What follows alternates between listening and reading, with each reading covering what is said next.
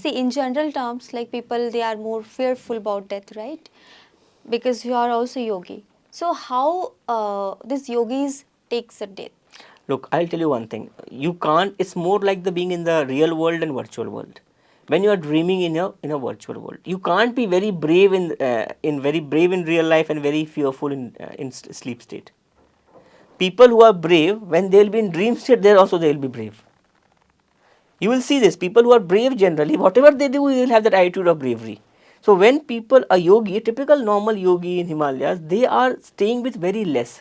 Even now, if you go to higher Himalayas, the infrastructure facilities are less, which is very good because you are not going there for holiday.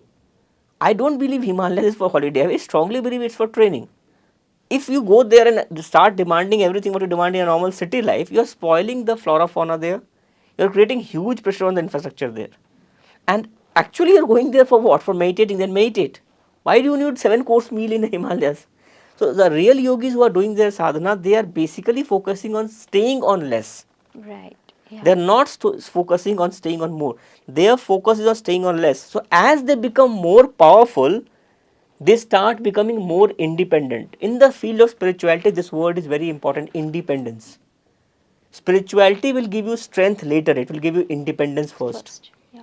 So that's why in the terms of food, they say char ahari who takes 4 meals, teen ahari 3 meals, do ahari 2 meals, ek ahari 1 meal, mansahari who takes flesh, shakahari who's on veg, phalahari who's on fruits, jalahari who's on water, vayuahari who's on air, nirahari is not taking anything.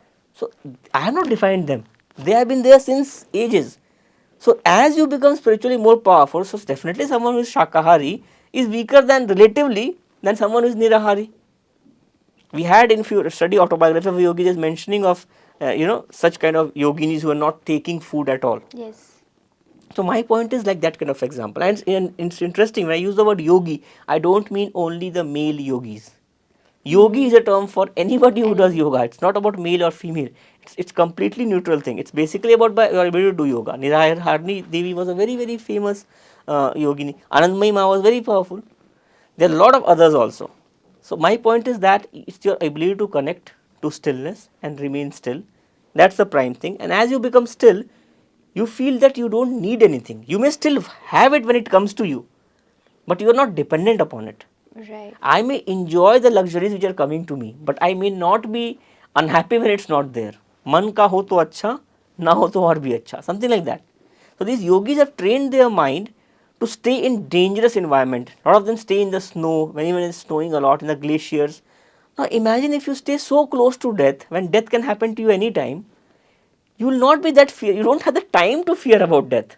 Because when you are not dying, you are normal because you are used to it. When you are dying, the death happens so fast. So what happens with them?